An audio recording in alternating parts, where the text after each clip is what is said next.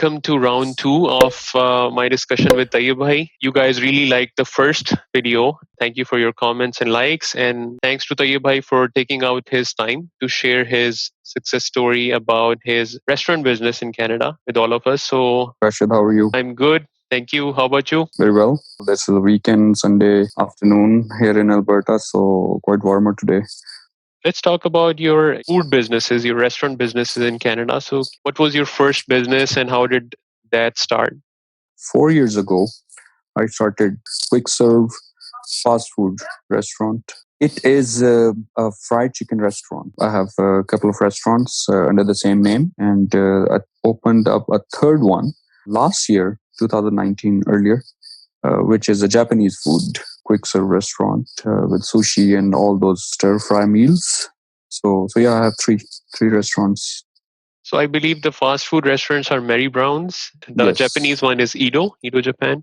Edo Japan, yes. But again, in last video, I forgot to give a disclaimer that I wasn't a part at that time and still now with Circle K, so I am not their representative. Similarly, now I'm a franchisee of Mary Brown's and Edo Japan here in Alberta and Saskatchewan. I'm not their representative, not their official. But yeah, I'm an independent franchisee with their names. This is all my opinions according to my experiences. Yes, absolutely. Like, this is just your opinion based on your experience. None of this is Yes. legal advice. No, For legal advice, no, people should no. directly get in touch with the franchisers. It's good to share that clarity. And so, from Circle K, I believe in 2018, you stopped your Circle K business or Yes. sold it, I am assuming. Why did you decide to move into fast food? I decided actually when I finished my master's in 2015, and then I did market research. I was a very frequent buyer and consumer of fried chicken restaurant of Mary Brown's. I liked their menu, liked their layouts in the store and the restaurant and the business model. Like it's a self-serve kind of a thing, not a full serve. So yeah, because I was their frequent consumer, that helped me to contact them, and I knew their menu, all categories. That's why I applied with Mary Brown's in 2015. Next 3 months or so, by end of November, early December, I had to go for 2 or 3 interviews. One interview was just on telephone, then 2 physical interviews at different locations in Alberta. By December, they had chosen me as a potential franchisee for Alberta South. That's what I picked. So, out of different options, you might have had more choices like KFC or Popeyes. Why did you choose Mary Brown's in particular? Popeyes wasn't in Western Canada at that time. They were also starting to open up their restaurants, but they had already chosen their master franchisees. So that wasn't an option. Plus, it is a little expensive than Mary Brown's, I would say. So yeah, there was an economic factor as well. Plus, KFC also in the same Popeyes kind of a range. So yeah, Mary Brown's was lying in my range of investment. So that's why I picked this one. And how much was this investment at that time? 4 years ago, 500 to 600,000 Canadian dollars. And that includes the loan as well. Like, if you can get a loan, Of course, yes. so they're not asking for liquid cash. They ask, so is the bank as well, or different banks. 250K should have been available. This also means that for potential immigrants, since it will be very hard for them to get a loan from a bank, they would mainly have to invest close to 500,000. So everything should be liquid. Even lesser, mostly new immigrants, they tend to move towards, as I said, gas stations or grocery stores on a lower levels. Plus, they also tend to open some pizza stores as well. First of all, the operation is not that big, pizza category, and the whole investment is also lower, about 200,000.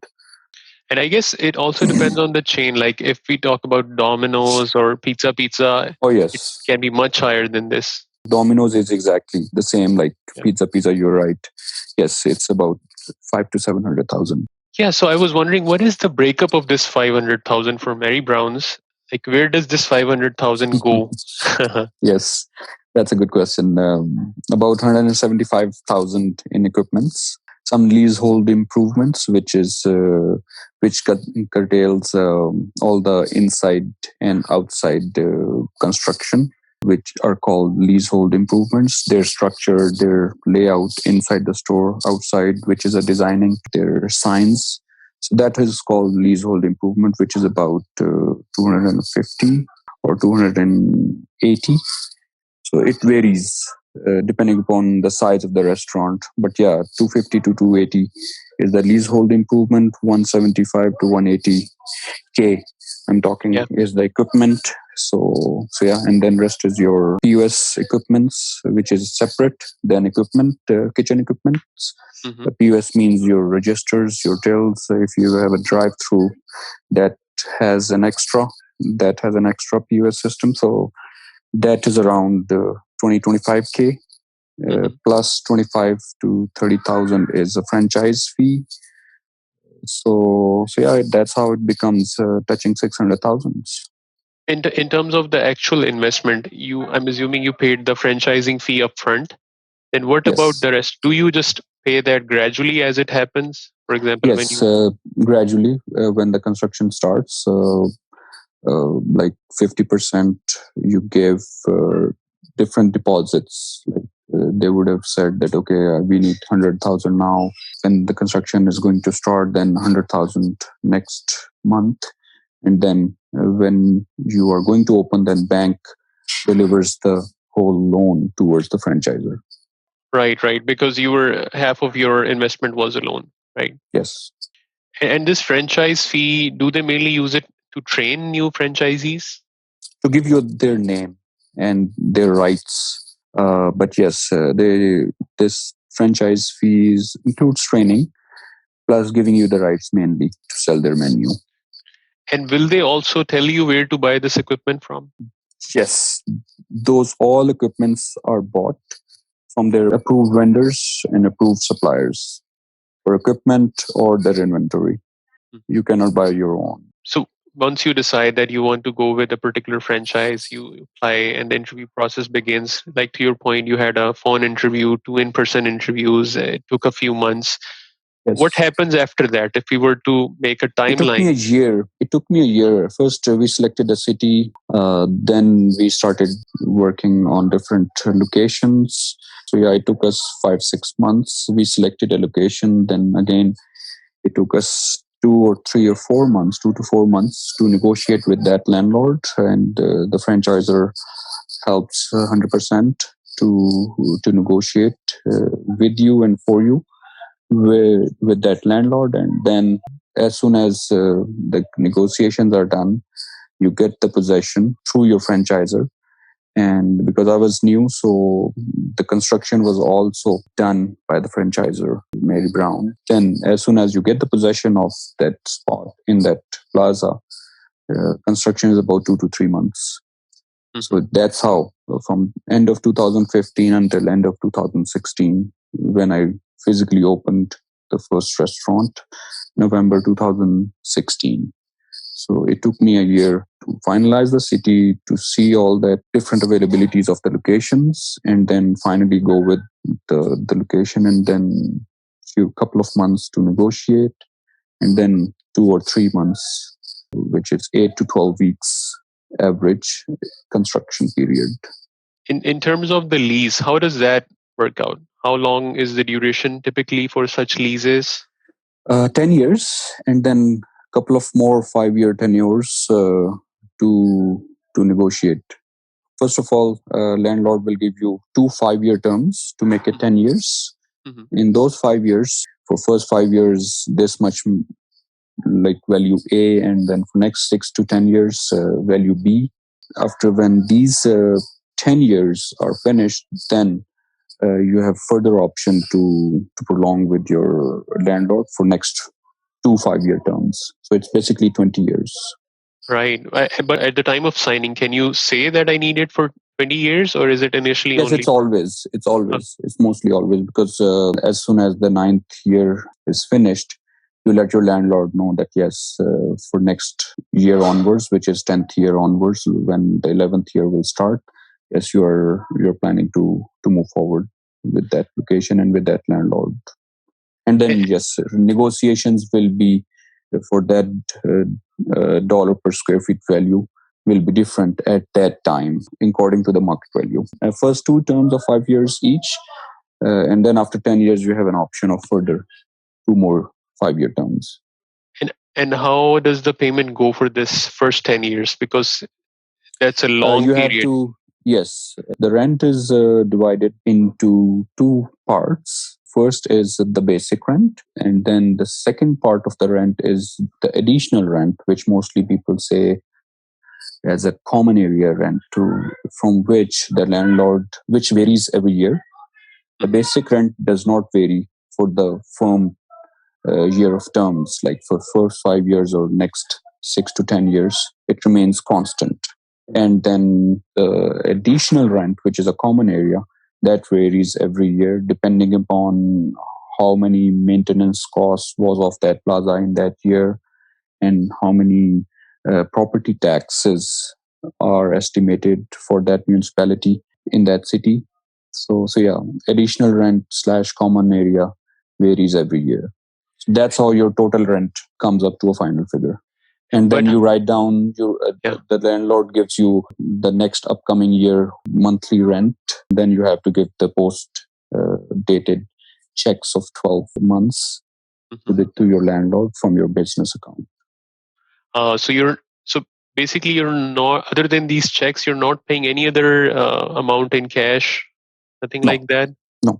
That common area also includes the garbage of that plaza, any other Snow snow removal. removal, or any landscaping, any maintenance of that plaza, not your unit. Any maintenance of your unit is again your own responsibility, which is separate from the additional rent.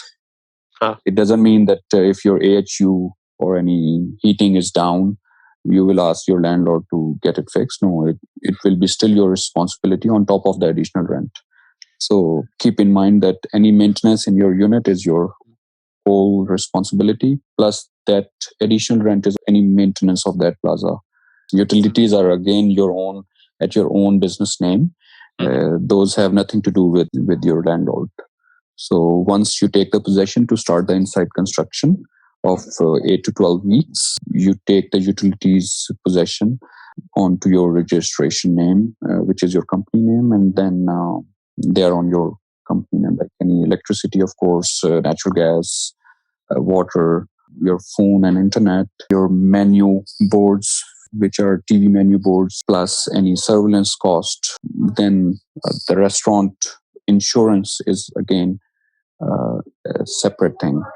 There are so many costs. There were There are so so many many costs. costs Yeah. attached to a small business for If you were each. to use like a Pareto chart, and what would be the biggest one, and then the second biggest one, and third biggest one? Of course, the first one is the rent. The second one is royalties, which goes towards your franchisor every month. The third is utilities. Uh, and also, before utilities, I would say the labor cost plus your food cost, which is your Raw material. like raw material, packaging material. So these four are main: rent, royalties, labor, and food cost. Definitely, some of these costs will vary hugely by based on the region. But for your particular region, if we were to share an example, how much can the lease be, like a ballpark figure It is about 5 to 7,000 a for the month. rent? For Yes, the rent. And yes. because your business is very energy intensive kind of a business with in the kitchen, how much can one Yes. expect to pay in terms of utilities? Utilities are about 3 to 4,000 a month, easy. Uh, and rest depends, I guess, on labor, how many employees one Labor is has, about 20 to 22%. of your total cost. Yeah. Your total cost. Usually, how big are these Mary Brown franchises in terms of square footage on average, or you can describe yours? 1,800 to 2,200 square feet is the normal range of Mary Brown's with drive-through. And you mentioned it takes almost a year to do the construction and leasehold improvements. When do you start hiring your employees? Because you have to train them as well. Month before the expected opening. So can they be trained so quickly? Yes, because whenever you start your restaurant, the franchisor sends 3 to 4 members of their own payroll. So they send it to you, and then they work with you for 2 weeks, train your staff to see you where you're lacking, where you're excelling, to fine tune you plus your staff, whoever has been hired by you, not by them. They spend 10 to 11, 12 days with you, Right. because you have also done your training when the construction would have been starting. So you do your training 3 months or 2 months before the restaurant is going to be open. And Right. And for your restaurant, how many people do you usually need? Like total employees, considering shifts, weekend shifts? to start, 18 to 20 people. It's not a night shift, it's a morning and evening. There are 2 shifts. So that's why, to start with, I had to hire about 20, 21 people. And what is generally the distribution of these employees? Like in terms of different roles, what are the different Yes. roles in any given shift? Yes. 5 or 6 can be front counter cashiers. Then there are 2 parts in kitchen. Some restaurants have one combined kitchen. So one is the pack line as well, where you have 5 to 6 people, and similarly the cooks. You should have 4 to 5 cooks. Oh, this is really interesting because when I visit Popeyes as comparison, because I don't have a Mary Brown's very close to me, and in Popeyes I usually see 2 people on average in the kitchen and usually 2 people in the counter. But I guess a lot depends on how busy that location is. Yes, yes. So there can be 4 to 6 people in the kitchen and 2 people on the front per shift, right? So 6 to 8 people per shift. So yeah, there are 2 or 3 shifts. So yeah, 16 to 20 people. There you go. And who manages so many employees? Like, do you need a dedicated manager as well? One shift supervisor and one manager as a whole. So there are 2 shifts, so at least 2 shift supervisors and one manager for the whole restaurant. So does the supervisor also work in the kitchen and in the Yes, front? So he yes, rotates with other people. yes. They give the breaks to their food counter attendants or your cooks or your cashiers. So yeah, they need to know all that operation. And then what does the manager do and how much time does he spend? Yes, manager is 1 shift a day. Does all that scheduling. That's how manager is on the broader level. And in terms of your duties as the CEO of the company, what is the main difference between your duties and that of the manager that you have? Mostly, I do the hirings and work closely with the manager or supervisor sometimes if they need to. I let them know that, okay, you don't have to hesitate. You can call me anytime. If I'm available, I will come. If there's any person who is fallen sick, very hands on. If you look at it as a typical business manager is looking after operations, so supply chain and sort of Yes. manufacturing. Uh, Yes. for marketing as such, I'm assuming Mary Brown's takes care of that because you don't really need to have. Do you need to have your own social media pages and all of that, or is it done? Not really. It is always controlled by corporate head office. But for any local marketing, I can have my input, again, involving my franchisor. Or if there are any schools which I need to touch, which we do every year, there are a lot of hot lunches available every month, which I need to figure it out with different schools in the community, not the head office. So yes, the overall marketing, advertising are done by franchisor, but local marketing, I need to see some more opportunities, like any schools, any other caterings, any other car showrooms which are available, like dealerships which need some catering. So those local marketings I need to penetrate. But yes, overall marketing is done always by a franchisor. So you have a very strategic kind of a role, but you also get involved when needed in the operations. Yes, You Yes, also have the role of a CFO. that is all being done by me, not by my managers. But yes, any hirings, any financial operations which I have to, those are all done by me. HR, admin, you whatever you name it, I am the one. Okay, so you are in fact a CEO, CFO, and also the head of HR in in a way for this You business. can say that. Yes, Yeah, and of course the franchisor supports you with marketing and a number of areas. But again, yes, you have, and in terms of time commitment in the gas station business, you mentioned that you do have to spend a lot of time. But here you do have a manager. Does that mean that your time dedication is reduced significantly? of course. Gas station was 24/7, even night shift. But here, 12 hours, 13 hours operation, Yeah. 10 a.m. to 10 p.m. or maximum 11 p.m. I have less load, but yes, every day I spend 3 to 4 hours at both restaurants. You mentioned royalties in the beginning. How are these royalties fixed or they depend on the actual sales? Are they a percentage of the sales? The reason I asked this is someone was telling me we were having this discussion about the difference between Tim Hortons and McDonald's model, where Tim Mhm. Hortons will often charge you upfront. So all the material they give you, raw and packaging, they will give you at a higher price and charge you upfront for that, and then you keep the sales. Whereas with McDonald's, you pay them a portion of your sales, so royalties per sale.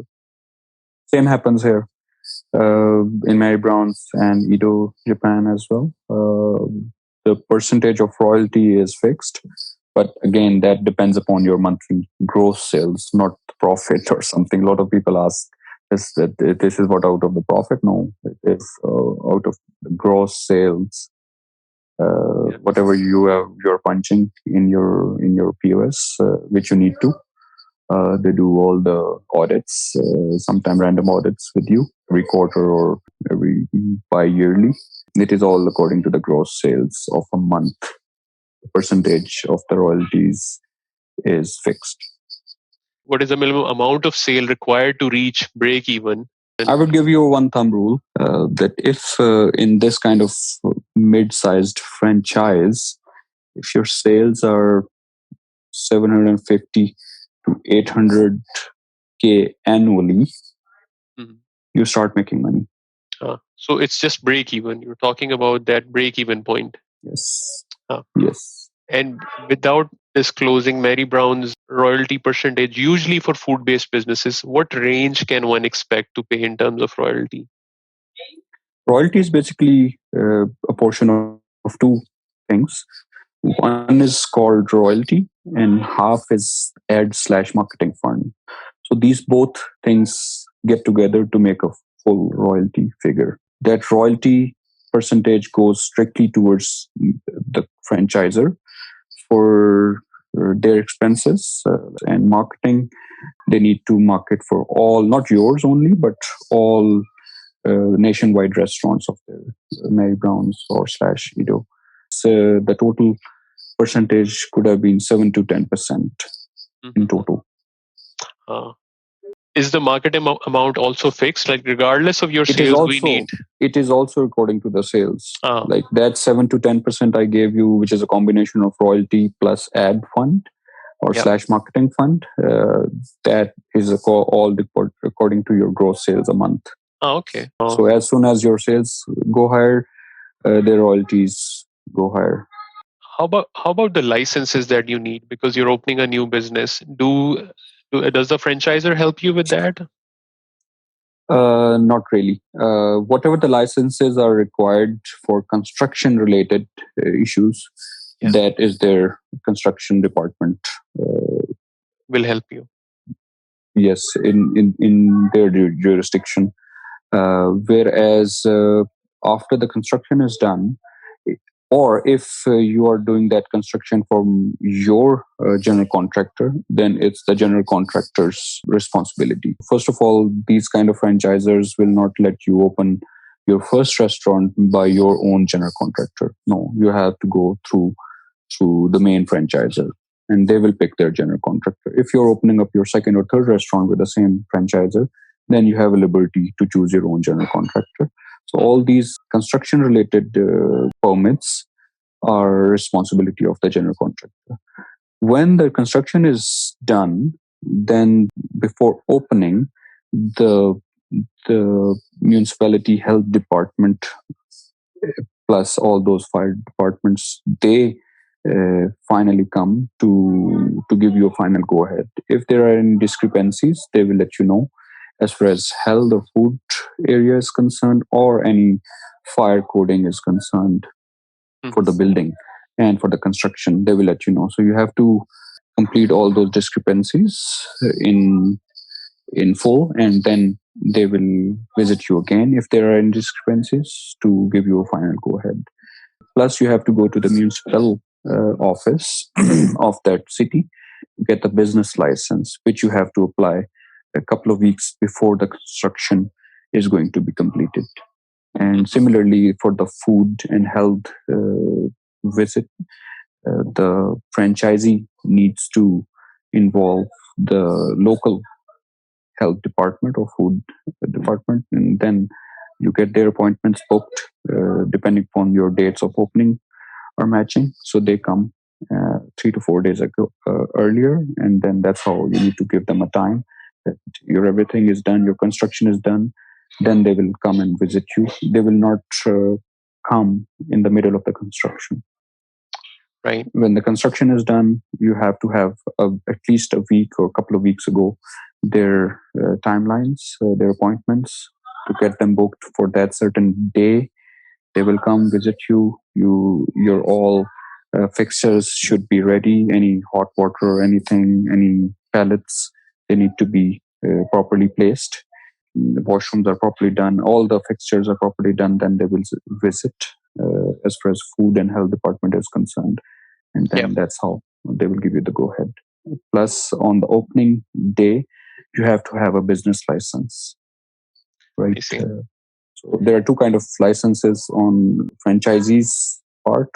One is a business license, and second is a food permit, which is again, which is as I said, depending upon that food and health inspection. Now that you've had multiple franchises, how do you compare starting a franchise versus starting your own brand? Like, if you look at the pros and cons. Yes, that's a very popular question as well. Mostly people, they are scared of royalties.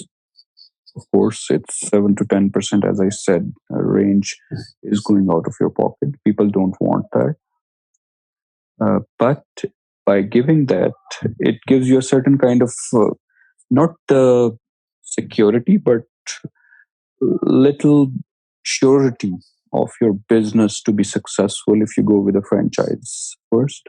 If you are so new in this environment and this country, with a franchisor, there's a certain guarantee, although it's not always. They will not guarantee that this business will work. It's again always a risk involved. But with the franchisor, there are certain rules, menus, practices, operations which are attached with those royalties which you are paying them. You have a certain pet rules which you don't have to worry about. But if you are opening up your own business, that has little more risk levels involved. How will you make your menu? How will you lay out the store? Who will be the vendor? So there must be a consistency of all these operations. You cannot say that, okay, let's suppose I'm getting a French fries from certain vendor. Next month, that vendor is not giving you, if you are opening up your own independent restaurant, he's not giving you that range, or he's out. Then you will have to find another vendor, consistency barrier. Mm-hmm. And then maybe your guest will not like that new range, which is a big change for your operation, for your menu, for your guests. Right. So when you go with the franchisor, that's a consistency of operations, of your raw materials, and again practices. Opening up an independent restaurant has more risk levels than a franchised restaurant. By the way, I'm just curious, how long did it take you to open the second franchise with Mary Brown's? It What's took the me two first one? years. The second restaurant I opened in 2018.